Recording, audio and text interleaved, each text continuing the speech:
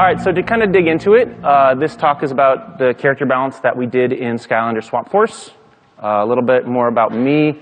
I actually originally had an animation background. It was about 15 years ago, but that's kind of how I started in the industry. Skylanders was my 26th ship title, and included in those were all kinds of crazy genres, from Tony Hawk's to Guitar Heroes, you know, sandbox-style games of Spider-Man, 2D, 3D platformers. But really, my focus for at least half of that and up to now has been on combat design. So for those of you who don't know what Skylanders is, I just wanted to do a little bit. Hopefully a lot of you know what it is, but it was released in 2011 as a reinvention of the Spyro franchise. It was a dungeon crawler for kids, pretty much, and it really started the whole toys to life kind of genre, of which we have lots of nowadays. Over the course of the titles, they added a bunch of characters. So the first one had 32 characters, Giants added 16, and then Swap Force we had 32 characters on top of that. That brings it to 80 wholly unique characters, and when I mean unique, I mean very unique characters. On top of that, in Swap Force, we, didn't want to do anything easy, so we said 16 of those new characters could be broken in half, reassembled, and made into 256 possible combinations. So we kind of had to say, well, how are we going to attempt to balance all of these things into one game? So I just want to tell you guys a little bit of what we're going to cover today. This way, if you're getting hungry, you can know how close you are to the end, but also just a way to track how we're moving along. So starting with kind of balance priorities. Different players have different balance priorities. With Skylanders, they have a certain set. For example, League of Legends is a pretty different set. If you take a look at who a Skylander fan is, it's usually boys to girls ages 6 to 10, as well as some of their parents. Now, Skylanders is a game for everybody, but when you try to start balancing something for everybody, you're going to have a whole lot of, oh, well, what about this individual? So we really had to target. So we targeted the 6 to 10 age range. The types of balance that I'm going to talk about today, because there is lots of types of balance, all of which is relevant to most games, but in the case of today, I'm going to talk about player versus player. Now, player versus player is the actual human being, unless you have a really talented pet, versus another human being. And so this is me playing against you, and we would kind of like a fair fight. So games like checkers, chess, where they're completely symmetrical, those games are obviously very balanced, with the exception of who goes first. So that's what I'm talking about with player versus player. Character versus character, even though characters are typically used in a PvP situation, it is why would I choose this character over another character? Now, in the case of Team Fortress, there are roles in the game, and so you have more reasons to pick one particular character over another. Even in League of Legends, you have certain characters that will take certain paths based on their role. Skylanders doesn't have roles, but there is a very strong reason why we want you to play multiple characters. The next one is player versus environment. So this is PvE, as many people call it. It's just any of the monsters, hazards, traps, other things that the computer is doing to try to make the levels more interesting, difficult, and other things like that. So anything that's not another player, that's what this is. And then the last one is the character within itself. Now this is why would I use one ability instead of another ability. A character who has one ability that is the best ability and no reason to ever use any other ability again is a character that has very poor balance within itself.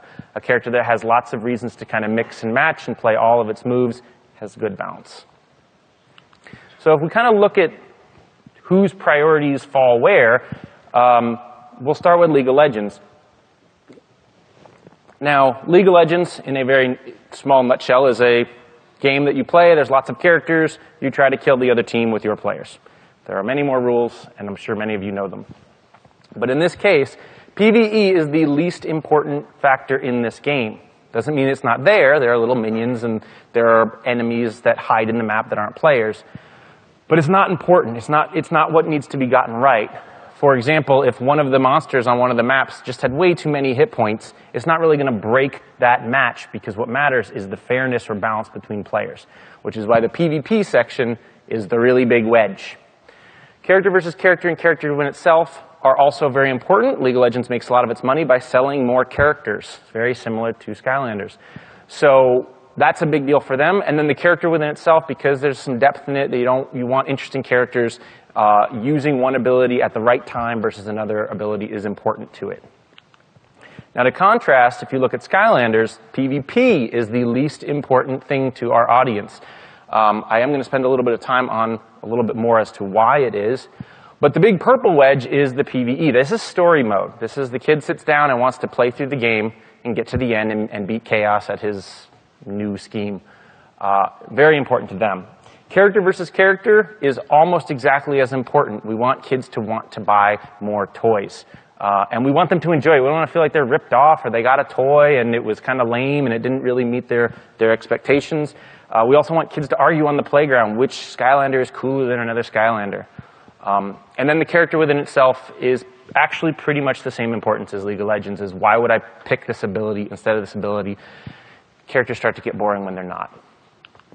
So that's really what I'm talking about with balance, the priorities of what is important to your player base. So start with what your players like and kind of scope and balance accordingly there.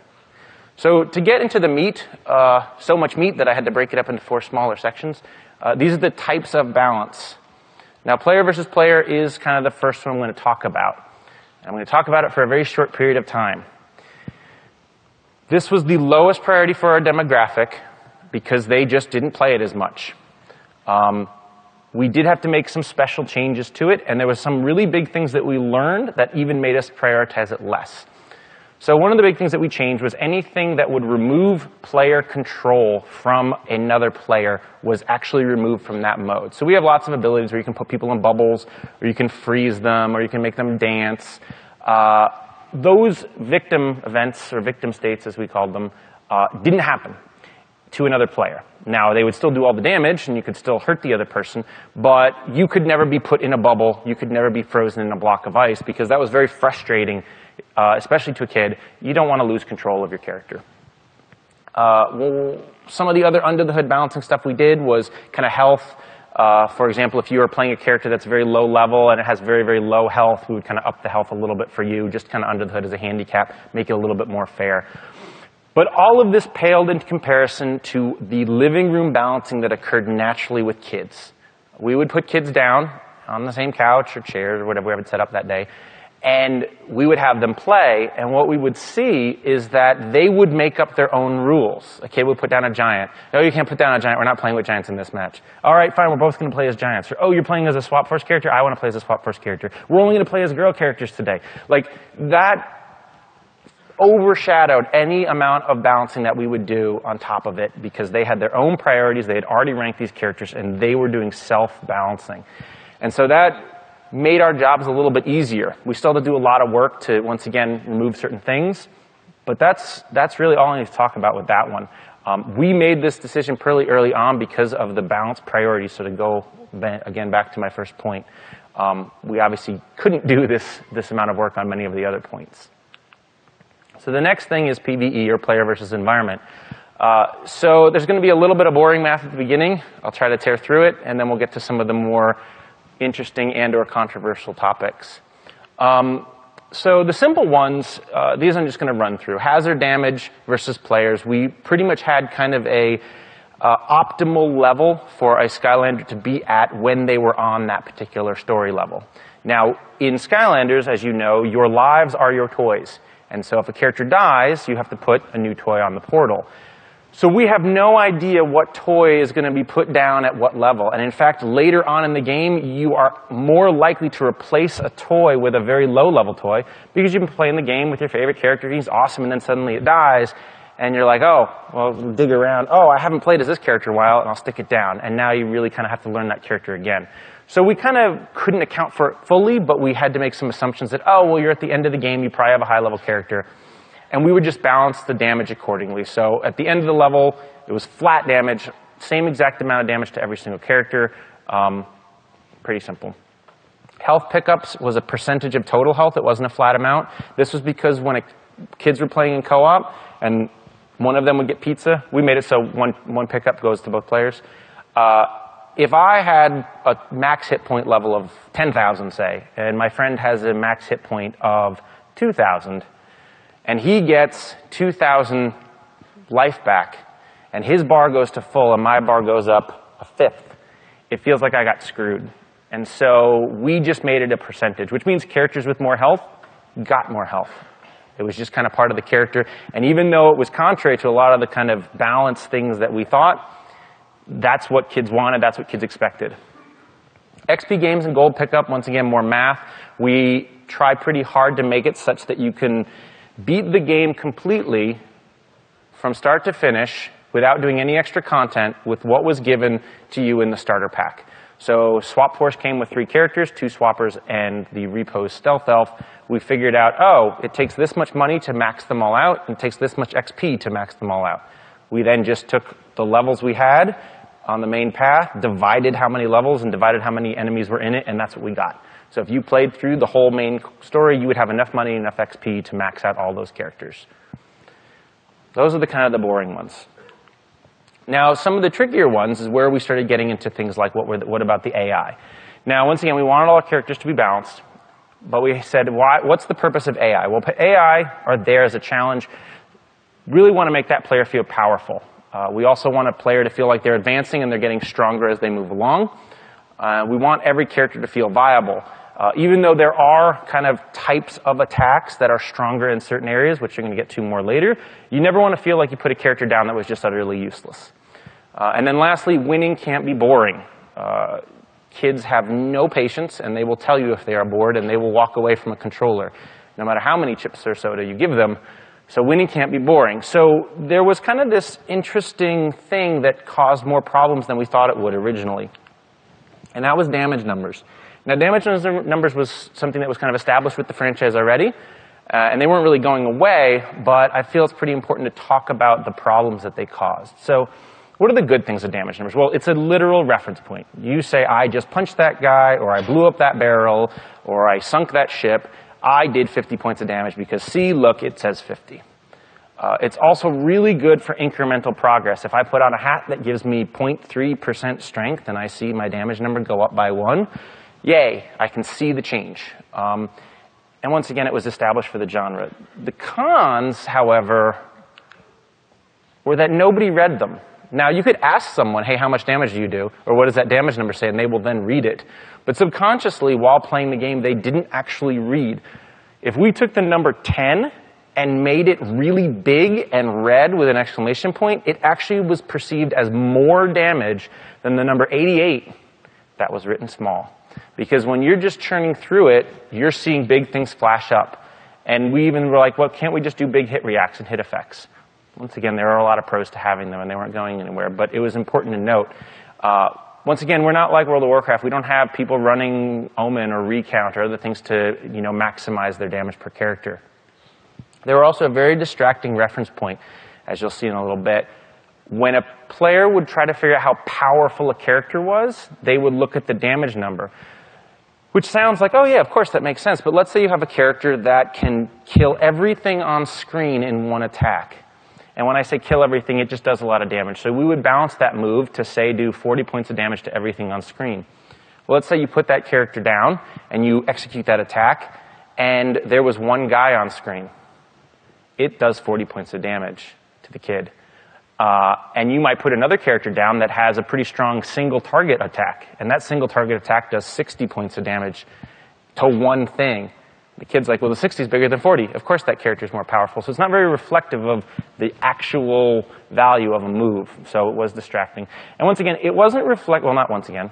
It wasn't reflective of the player's action count. Now, what do I mean by the player's action count? Well, with action counts, it's how many buttons you're pressing and things like that. So let's say an enemy has 100 hit points, and you have an attack that does 25 points of damage. Okay, how many math whizzes out there? 4 attacks. That's how many times it's going to take for me to hit that guy to kill it. Now let's say you get an ability boost or a hat, or you upgrade your character, and now you're doing 20% more damage. 20% is a pretty big jump. There's a lot of raids that I would grind to get a sword that gave me 20% more damage output. However, it still takes me 4 buttons to kill the same thing. So even though the numbers are a little bit bigger, I don't feel any stronger. I don't feel any powerful. It's just as much work to kill the same darn thing. this concept of wasted damage is just not really received, at least for our target demographic. Once again, if you hit an area and the strength of that move is it can kill 10 things at once or attack 10 things at once, and they're not using it right, it's just problematic. So how do we kind of balance for this? Well, we actually started with our enemies. So our basic melee guys were 6 hits, 2 combos. Our average combo was like a 3-hit combo. Our basic ranged was half of this. This is because the challenge of a ranged enemy is closing the gap. Popcorn is always 1 hit. If you find a chompy who is super chompy at the end of the level, he will still take 1 hit to kill. There's a couple special things in some of our arenas, but for the most part, that was the popcorn.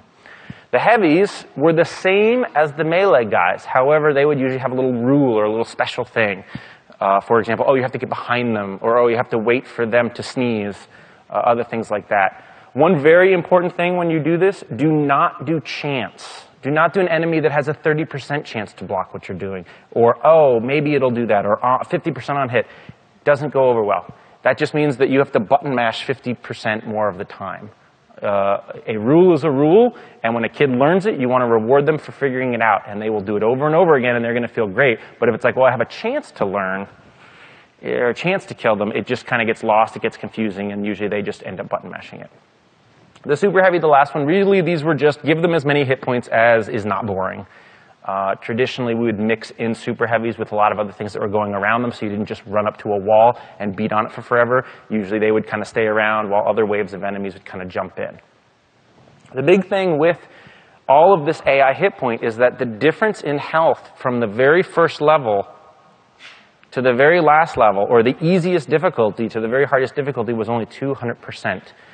We did this because, once again, if you go to the last level and you put down a fresh Skylander who's level 1, we didn't want you to feel useless. We didn't want you to feel like you had to hit that enemy 500 times just to whittle away at it. So then it's like, well, how did you make the harder levels harder? Well, that's where we really leaned into how much damage these enemies output. So we ramped the damage enemies output very significantly. So much so that if you play the game on Nightmare, most enemies in the first half of the game had the ability to one-shot you. However, they couldn't actually. We put a rule in that says if you take enough damage to kill you in 1 blow, we give you 20% of your health back and make you immune for about a second. It prevented people from being completely ganged up upon. You can still totally get beat if you stand still for that 1 second. But what it meant was that to be good at the game, you had to get out of the way. Dodging and blocking is a technique that is very, very, very tactical for a 6 to 10-year-old. The best offense is the only way to play. And so what we found was that once kids started getting good at getting out of the way, then they were like, okay, and they could take on Nightmare. But it meant that if you could play the game on easy and never get hit, you could beat the game on Nightmare. So we're done with PvE. So moving on to character versus character, this is why I would choose one character over another. Now this one, we got a lot of awesome data. We did tons and tons of kid testing. If you are even more interested in how we did our kid testing, Gareth is giving a talk about how we did all that Friday, I think. You can look it up. So the character versus character. We found that there was some pretty core reasons why people would pick, and that these things would change over time. Aesthetics, what the character looked like was huge. The surprise or fun, I'll tell a little bit more about that in a little bit.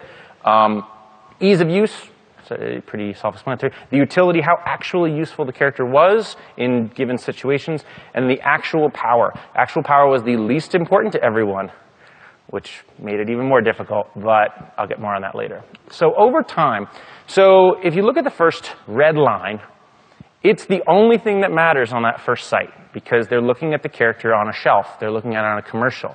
So they're instantly making expectations of what that character is going to do and how awesome that character is going to be when they get them home. So none of those other things matter. They can't play the character yet. They're just seeing it. And so that's why all those other things are at 0. The aesthetics kind of continues to be important, but once they've kind of built a rapport with the character and they know what they look like, it kind of fades off a little bit. If we ever make the character or start to be ugly, or we change them so much during an upgrade, it does have a negative impact, but it does slowly taper off. The blue line Now the blue line, next one, is ease of use. You'll see it spike and then taper off.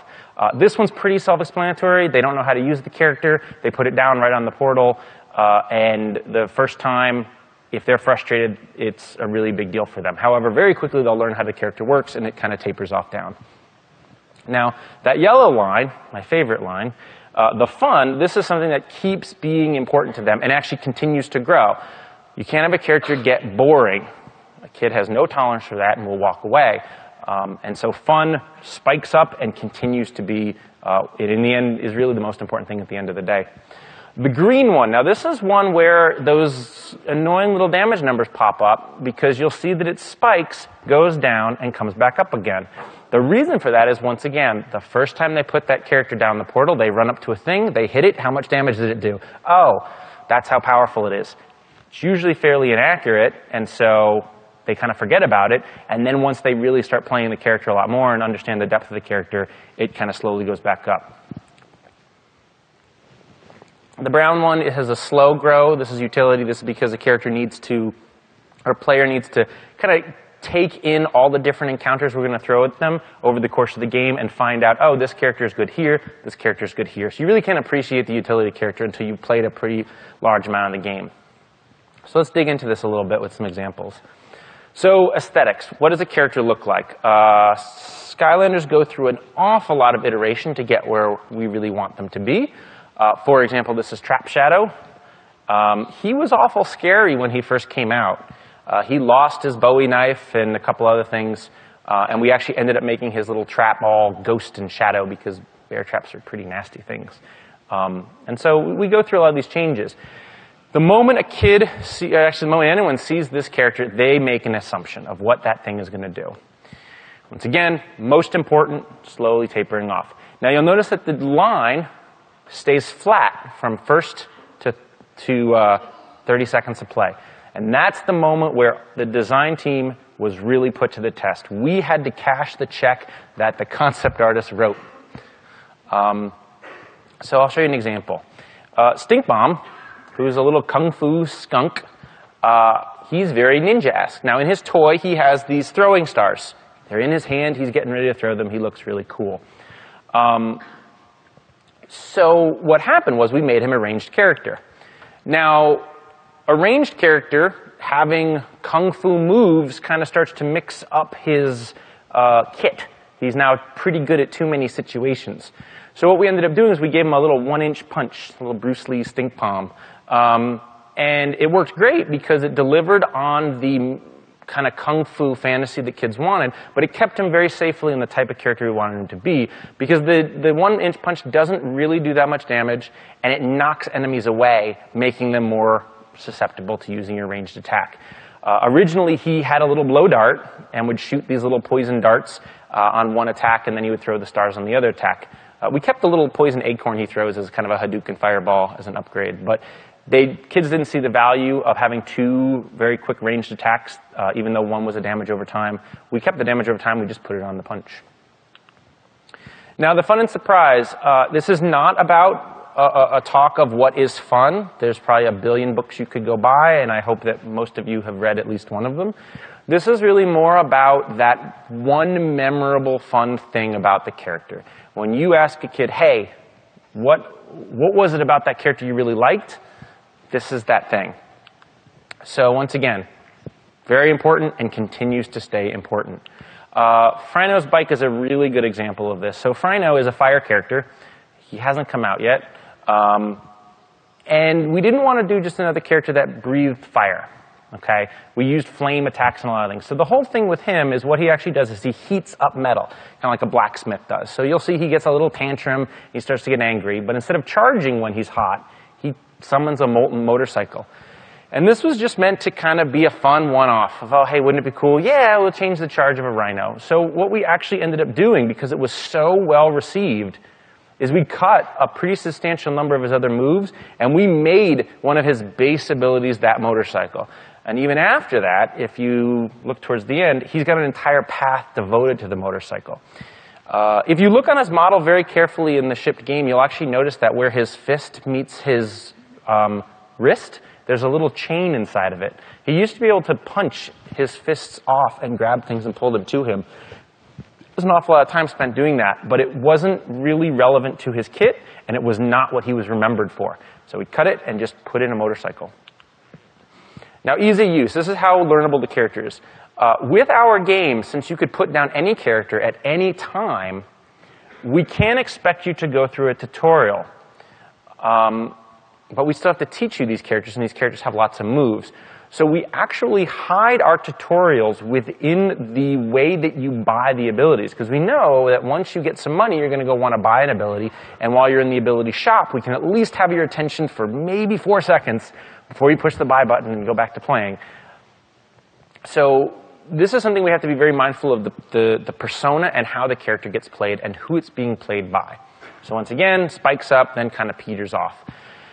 So Thorn, he's this little teeny puffer dragon. Now, he can inflate himself and he can deflate himself. He's awful adorable.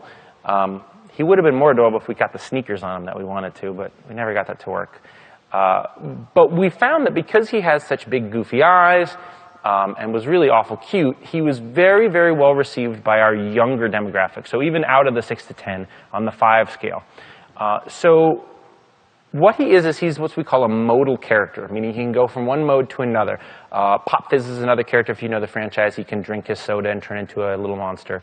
So what Thorn does is he's little, and then he poofs, and then he's big. So what we did was we made it such that you could actually play this character as a button masher. He has one button that inflates him, and he has one button that deflates him. If you're already inflated when you try to inflate, he shoots little spikes. If you're already deflated when you press the deflate button, he breathes little air. Now what this means is you could just blindly button mash back and forth, or any one button, and you'll actually be having fun. You'll be doing stuff. He's not very effective, though, when he's played that way. He's actually balanced such that if you go back and forth frequently and at the right time, that's where he starts putting a lot of his damage out. So what it did was it meant that if you were a very young player and you really didn't have the skill to know that you were going between modes, he looked fun, he was doing cool things, and you were actually being effective. However, if you kind of wanted to get into the depth of him, you would really focus on how he upgraded, know when you would expand. For example, if you run into a crowd of guys as you're small, and then you inflate, you'll knock them all away. There are upgrades where he gets like fresh breath. So when he goes small immediately, his breath is minty fresh and does more damage. Or when he just inflates, his spikes are spikier. So this was a time where we kind of balanced the whole character for how easy he needed to be to use. Now, utility is the next one. Now, if you're familiar with Skylanders, there are little gates around the game that say, oh, you need an Earth character to go in here, or in Swap Force, you need someone with the rocket legs. This is not the type of utility I'm talking about. What I'm talking about is, this is a melee character, this is a lobbing character, this is a crowd-controlling ability. So we call these archetypes. This is something that, once again, you have a very slow appreciation for, and you really can't because you're going to have to experience multiple encounters and be like, oh, this is one of those encounters where I need one of those characters. So the type of utilities was kind of big. I'm not expecting you to read this eye chart. In fact, I'll go away right now. But the first category is melee or close. Now, melee is common. We have characters with weapons that swing them or they punch things, but we have lots of things that just do close attacks. So this is really, I hit something in front of me or right immediately next to me. This is one of the most common ability archetypes that we have, and that's what melee close is. The next one is kind of this straight ahead category. Now you'll notice that I'm using a ranged character here. Our ranged characters actually tend to fall in the straight ahead. Most of our straight ahead characters are ranged characters. However, really anything that attacks in if you could imagine a hallway in front of you, is a straight ahead character. So in this case, we have characters that shoot snakes, or characters that shoot throwing stars, other things like that. The next category we have is the lobber, and the lobber does just that. It's kind of an arc. Now this is the lowest archetype represented in the game, but it's the one that has the most kind of odd ability in that it can hit enemies that other abilities can't. And so you'll notice in here, Countdown's throwing his head. Another character would have to jump up onto that ledge, or even it could be on a ledge that you can't get to with another character, at least by going the long way. The next one is kind of the miscellaneous category. If I was making a harder core game, I would call this crowd control. So in the case of Stink Bomb, he can go invisible, no one knows where he is, or he can kind of stink them. In the case of Magna Charge, he can pick people up, carry them around, throw them. Doesn't really do that much damage. It's all about kind of controlling the battlefield. Special is something we try to have most of our characters have something in because it allows us to do a lot more wacky things. The new category we added for Swap Force was the movement category. The video will load. There we go. Now, movement is an ability that does just that, moves the character in some form. So in the case of Hoot Loop, he has a portal ring that he throws down. He can fall down it, and he kind of comes up the other side. That moves him forward. It kind of teleports him. Firecracken will turn into a giant parade, move him forward. I love that move. It's so cool.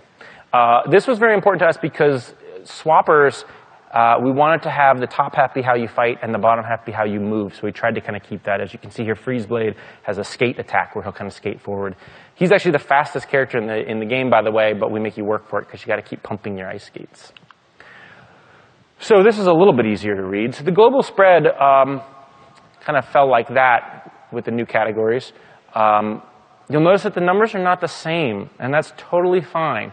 What was important was that if you look at the lobber and you see, okay, well, 12 out of all the characters use that type of archetype, we go and we work with the level designers and say, hey, this is about how many characters are going to utilize this. You should probably make this many encounters have that as kind of a cool thing to be able to do.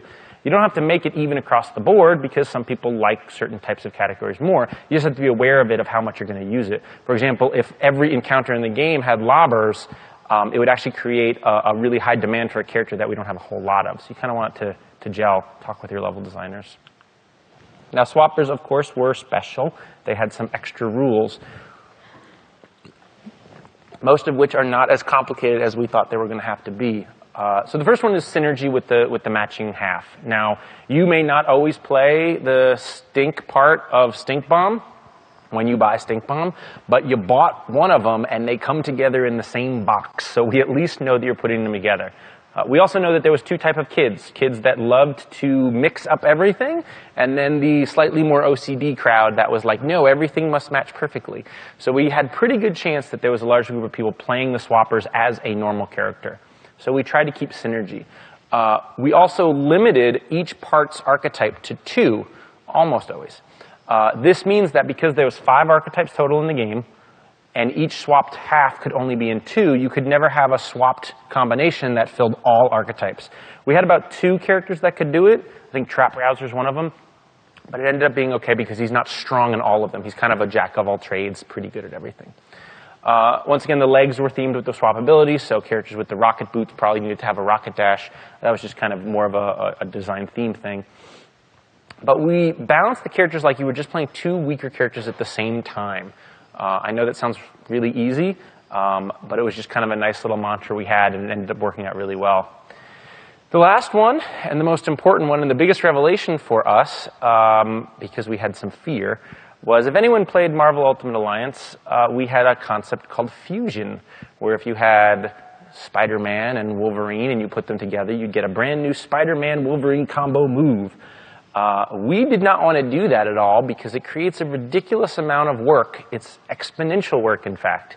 And exponential is a terrifying word. And so what we had instead was move synergy, meaning if I had a character that had a fire top and an ice bottom, he did not get a new water attack.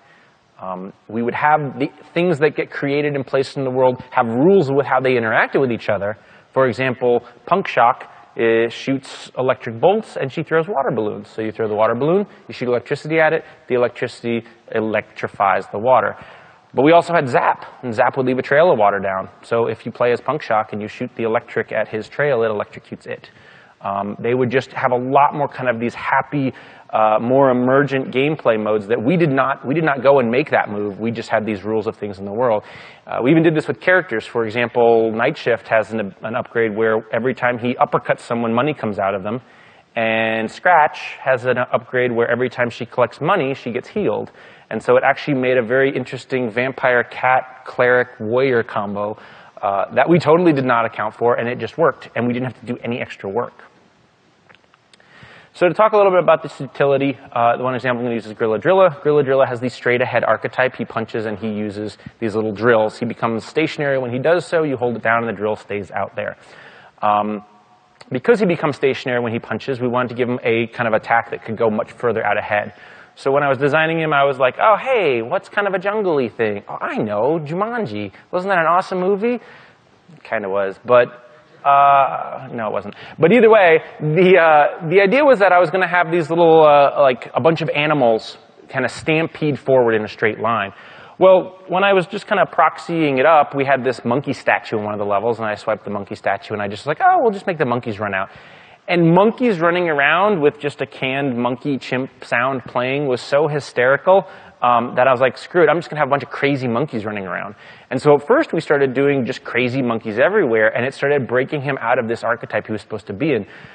So we kept the aesthetic, but if you notice, when enemies are a little bit closer, they'll all run to the same target, and then they kind of scatter around. And that means that they still fall into that hallway archetype, but it kind of gives you this sense of, oh, a bunch of crazy freaking monkeys running around. Actual power. This is probably the hardest one to communicate to people. But this was how much damage is an enemy or a hero actually outputting. Once again, we don't have recount. We don't have some damage numbers running in the background. But we had a very large perception problem, and not in the bad way. We had characters being perceived as too powerful. This is where you got that weird little spike from the damage numbers. I already talked enough about that. So here's an example. So here is Storm, or Free Ranger. Sorry, I use dev terms. He's Free Ranger. And we had a kid. The kid played through the whole level. He was actually in for level testing. And he said, Magna Charge is so OP. He's totally OP. I think he said that he was Beast. I guess Beast is a thing kids say now. But he had gotten to this encounter, and now if you'll notice that little icon that's kind of flashing at the bottom, in Skylanders, if you have a certain element, sometimes you're strong in that area. So this is Free Ranger. He's a melee character, and he was very strong in this area. He's an air character. He was of the right element. It took the kid 20 seconds to beat this encounter. We then said, okay, you think you could do it better with Magna Charge? He's like, yeah, Magna Charge, it's OP. He's OP. He did it with Magna Charge in 36 seconds. We didn't tell him how long it took. We just asked him how awesome Magna Charge was. And even after doing this, he still felt Magna Charge was more powerful. Magna Charge took a lot longer. He even had to go and pick a guy up and run off the counter or find a cliff. And I know that these things aren't totally controlled experiments. He did one after he had done the other one. He had already played this encounter, though, beforehand. But it just showed that the perception of how powerful a move could be, and in fact, the case of Magna Charge, the kid thought they were breaking the game with this ability. It was a really hard challenge, because now I have a whole bunch of people saying, you gotta totally get rid of Magna Charge's ability. And it's like, dude, he's not really breaking the game at all. It's all in perception. So that proved to be very difficult. And I'm going to go into a little bit more of that when I get to the communication section. So that, once again, be mindful of why people are choosing to play a certain character, because those reasons will change over time. Moving on to the last one, the character within itself. This is why you want to choose one ability over another ability. So I just want to talk a little bit about how Skylanders upgrade, if you guys don't know already. So with the Skylander, they start with 2 basic attacks, the primary and the secondary, and then they can purchase up to 4 abilities in any order they want, usually. After they've bought all 4 of those, they then get to choose a path. They either go, the path A or path B, and then the Soul Gem is something that's kind of upgraded tangentially because they collect it in the level. So Swapper's a little bit different, a little bit the same, basically a slightly shorter list, but they have it twice, one for the top and one for the bottom. So what we found that was really important is when we started prototyping these characters, we would go crazy. We'd be like, oh, we could have this upgrade, you have this upgrade, and we'd start prototyping all the way up the upgrade path. And it created kind of a lot of tangential moves that nobody ever really played. This is Starstrike. Starstrike is one of my favorite characters. She has 2 basic moves. She shoots these little stars, and then she has a spin attack. Now, the spin attack will reflect projectiles. And just as a whim, the designer said, oh, wouldn't it be cool if she could project her own projectile back? And it kind of created this whole final boss of every Zelda game you've ever played type mechanic. And we just started making a whole new game out of it. Of like, hey, could you keep that ball bouncing the entire level? How well could you do it? And it was ridiculously fun. So much fun, in fact, that we said, we're just going to make the whole darn character all about this. And so the first ability is to shoot the stars. The second ability is to spin. Now, the third ability, this Starfall one right here, used to just kind of be a screen attack. It would just, she'd throw her fan up in the air, and you'd see all these stars kind of fall around her, which had really nothing to do with her core kit. And so what ended up happening was we changed it so that when you do it, it just creates a little turret. And that turret basically provides even more things that you can bounce. She actually gets an upgrade where she makes like kind of the, you know, the not 4th of July, New Year's Eve ball drop. And that's a giant one that kind of slowly comes down and you can spike it away. And we found that the more and more we could make all of the upgrades kind of keep reinforcing that base mechanic, it made tutorials less important, because every time you go into the store, you're being reminded of how that character kind of plays, and it makes every move useful because you're learning how their basic moves work. So now when we design characters, we say, get that core set right. I don't care about any upgrades. Make it fun just to do that first thing. And then we move on from there. So that brings me kind of the next big bullet, the validation and communication. So we learned a lot of these things. We make a lot of changes, but there's a lot of stakeholders in Skylanders, and you all probably have a lot of stakeholders in your game. And so you have to kind of communicate how and why you're making these changes. So kid testing, surveys, and data is huge. We collected as much data as we possibly can. I actually ended up tricking the team to play the game. Because we are in the toy business, we have a 3D printer, and we print a lot of bad toys because we're trying to figure out something. And what I do is I also kind of paint Warhammer minis, and so I was like, well, I'll just take these junk toys and I'll paint them up. And I said, hey, if you fill out a survey, your name gets entered into a raffle. And so in the end, we ended up getting almost 1,000 surveys with a total of a little over 10,000 lines of actual feedback from the team alone. We sorted it all, we prioritized it all, we went through it all. On top of that, we also had all the feedback from kids, as well as all of our executive meetings. And that gave us a really clear picture of what types of people liked what types of characters. Once again, we didn't want to make any character that people were kind of okay with. We would rather make a character that people loved or hated, because we wanted those kids arguing on the playground. The big thing was we wanted to follow up with those stakeholders. Even if we said, hey, we took your feedback and it was absolute crap and we threw it away, if you can say why you did that, and here's the thing, getting back to someone when they give you feedback makes them feel like you actually listened to them. It was tremendously helpful. It's a little bit of work, but it actually ended up saving us a bunch of work in the end. When you're sitting in these meetings with a lot of people, you really want to rely on those facts. Remove yourself. Because even myself, I am biased. There's some characters I really like to play because they match my style, and some characters I don't. But when I know that, okay, we just got 50 kids in there, and 45 of them all love this character, that's pretty good in my book. Avoid anecdotal stuff, use good data, and create as many opportunities to get the feedback as possible. The more and more you ask feedback from someone, the less they're going to feel like they need to swing by your desk at 6 o'clock on a Friday to tell you about it, because they know that you're listening. They know that you're going to come back to them. And really track that character's history. So Roller Brawl is a really good example of this. We love her because we love roller derby. But originally she was very badly received because when we first showed her, she didn't really have a whole bunch of VFX on her. And there was a particular control scheme that she used to follow. So once again, she was kind of like a modal character. You would tap a button to put her into this dash move. Well, the only way to get out of the dash move was to tap the button again. The reason why we made you enter the mode in the first place was because a younger kid has smaller hands, and trying to hold multiple buttons at the same time is kind of tricky, especially for a character's core move.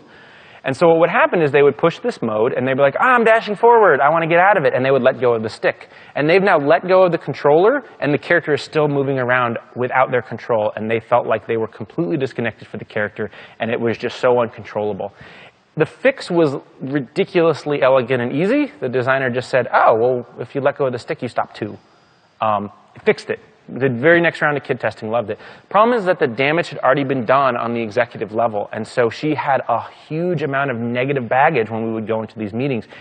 What helped it was I went back, gathered all of the feedback, and said, look, here's how the kids received it here.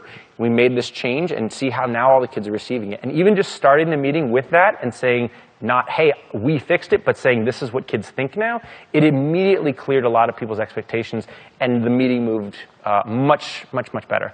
And so it helped us a lot. It helped me stress out a lot less. So that kind of ends this last part. I just have a little bit of a wrap up, and then we can do some questions. So the first thing is prioritize the balance for your audience. You want to balance with the priorities of your target audience. If you're making a PvP game, please make the PvP most important. When it comes to balancing, start with your data, even the boring ones, and then use that feedback and iterate and look at how, if you're seeing trends in your feedback, and make that to fun. You really can't be all numbers like the title of the talk says. You really just got to get it to where it feels right, especially when it comes to taking into consideration perception. If a move is perceived as being very powerful, it is powerful. If a move is being perceived as very unpowerful, go add some, big VFX and maybe an awesome sound effect or even a screen shake. It goes a long way. And then lastly, communicate that feedback in a very non-biased, removing yourself method. Say, hey, here's all the data. Here's how we got here. If you understand why all those changes are made and record them, it's going to be so much easier. And it makes making the next character even easier because you're like, oh, we've seen this problem before. Let's not do it again. And that's going to help you a lot. So I think that wraps it up. Does anyone have any questions?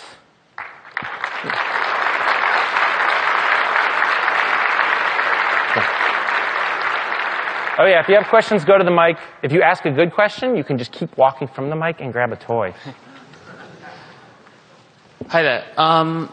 You went into great detail about how you developed the player characters. I'm actually curious, did you use a similar process when developing the enemies for encounters? Like, you only really touched on how much health they had at the start. So with the enemies, we actually went through a lot of changes with the AI. The big thing was we kept trying to make more and more variety. Originally, we had very few AI types, and we just kind of copied them all over. We also, all of our enemies had way too many hit points. When we first started doing this, we wanted a lot more tactical style combat system where it's like, oh, well, I'm going to stun this guy, and then I'm going to stun this guy, and while those two guys are stunned, I'm going to go run over and punch this guy. And that just wasn't being played that way, and it made everything seem very boring.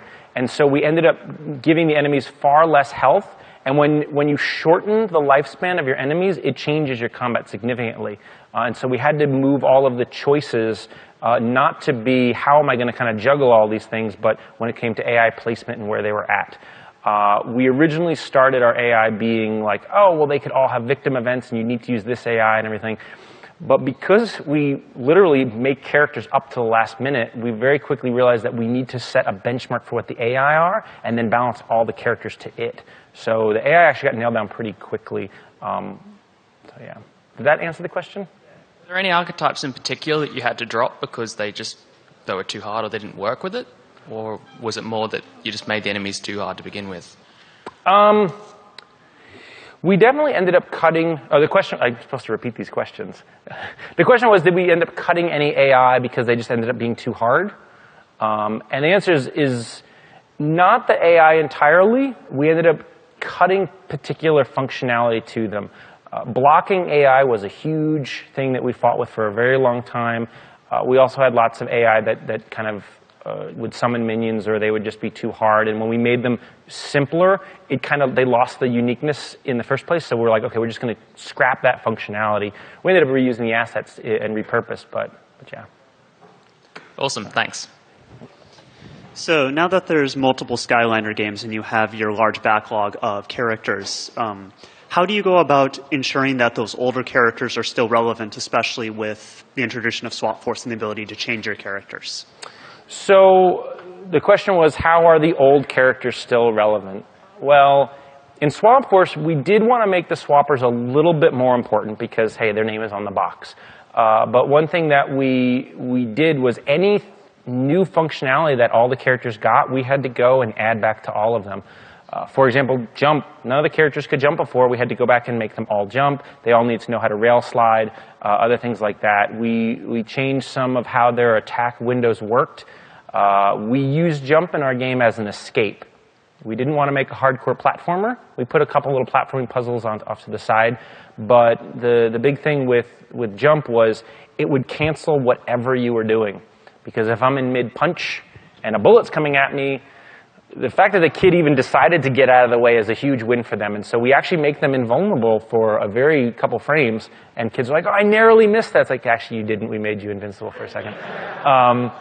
But we had to go and do that for all the old characters to make them feel as responsive and everything like that. And so whatever the new things will be in the future of Skylanders, it's very important that we would, I think, even as a parent who also has kids that play Skylanders, I think that kids would feel really betrayed if the old ones just started becoming useless. So. Thank you. Could you go into a little bit of detail about the fair fight toggle that's in the PvP menu, and given the weight that you guys had placed on balancing for PvP, why you even chose to expose that to the players? The question was, there's a fair fight toggle in the PvP mode, and why we even let people choose to do that. Originally, it wasn't exposed, and what happened was we did see some of our, vocal minority, I guess you could call them, who started to notice that we were tweaking the dials underneath the hood. And so because that was starting to be perceived as us cheating to them or lying to them, we wanted to kind of expose it to them and say, all right, look, if you really want to turn it off, you can go ahead and play with these settings. So it was one of those things where we observed that kids felt that they were getting a worse experience because we were doing something for them. Could you go into a little bit of detail about what was modified by the fair fight? The question is what's modified? It's the health. It's the health and damage resistance. So we actually kind of play with your health and your armor. So if you're a character that is lower level and has less hit points, we kind of give you a little bit more. It's like a golf handicap of like, okay, well, you're starting with really low health. You could be two-shot by this guy, and you're in. And once again, it's like that whole talk about we balance a super heavy such that they don't become super boring. And it became kind of not fun when a character has just really stacked their health stat and they have a huge amount of health and they go against a character who's very young. Once again, the kids kind of took care of it themselves, but that was our effort under the hood to make it a little bit more fair. Could I get a Skylander?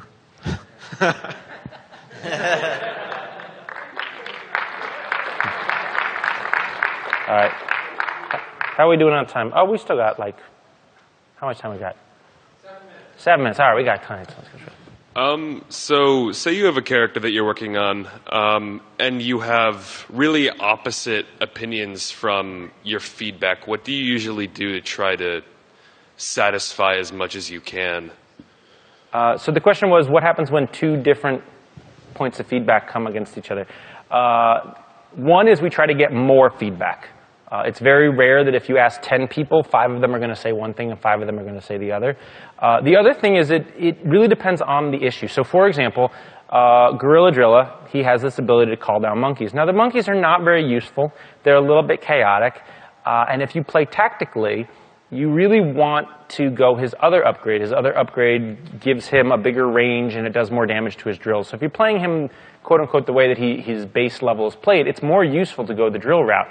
So we would have people who were kind of the number crunchers who would be like, why in the hell would you ever buy the monkeys? They're just so unreliable and everything. And the counter was always, because they're goddamn monkeys.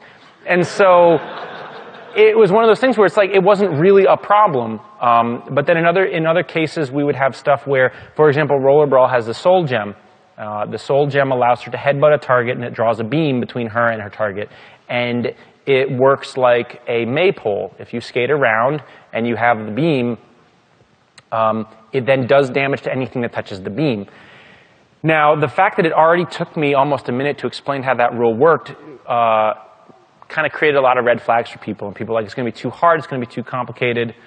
And so we were like, okay. And so that was starting to get negative. And in that case, we just focus tested that. And every kid just like, oh, it's like a maypole.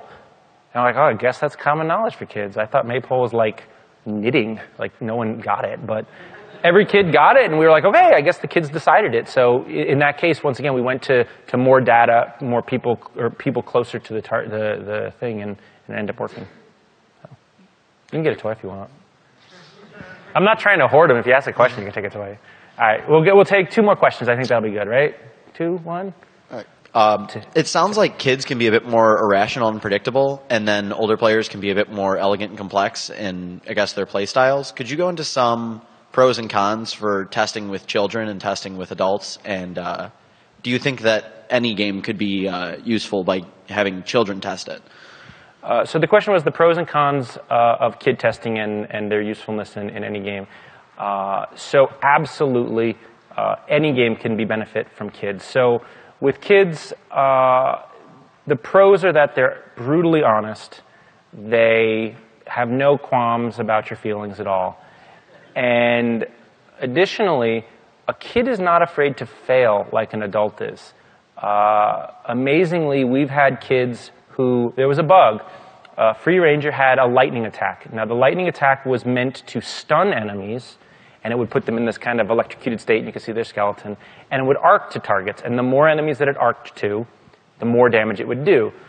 Well, what it meant is if you just hit an enemy, like a giant golem who couldn't be electrocuted, it did 1 point of damage. Now, a golem has 350 hit points. Sorry, spoiler, everyone. This kid beat the golem using the lightning bolt. He played for 15 minutes using the lightning attack over and over and over again. And we're like, oh my God, I can't even watch this kid. But he saw a number popping up. He knew he was making things. And he was not afraid to just do it the hard way. Same thing with people who kept missing a jump. They would die and die and die and die and die. And they were like, oh yeah, that's fine. We would ask them, was the game too hard? And they're like, no, it's just fine. Because the whole concept of dying or failure hadn't been ingrained in them by society that you're a stupid idiot if you fail all the time. Whereas parents, or even worse than parents, God forbid you test a teenager, they feel that they're playing a kid's game, and if they're seen not being able to completely trounce the kid's game, that they are horrible, and so they're less likely to even try things. And so it was pretty terrifying how afraid of failure some adults are when they wouldn't want to try something or something like that. So yeah, I mean, really kids are almost all pros, other than a lot of sugar is kind of difficult to maintain when it comes to kids. We do a lot of testing, and you got to get good people to run your kid testing sessions. And also, you can't always listen to what they're saying. You have to watch what they're doing. So when we do our kid testing, we have 3 cameras, one on their face, one on the portal, and one on the game. And we watch what they're doing. And so if a kid his face is getting frustrated, or he's not ever pushing a button, it tells us a million things that they may not come out and openly say. Yep. We'll take one more. Go ahead. Hello. Okay. First of all, thanks a lot for the presentation. I thought it was great in terms of content flow, the little examples and illustrations. My question was related to the 5 play reasons which change over time. How did you measure them and compare them? Okay, so the first thing he said was I was awesome. What was the next part again? The question was about how do we balance the difficulty as it progressed throughout the game? No, how were the 5 play reasons measured or compared?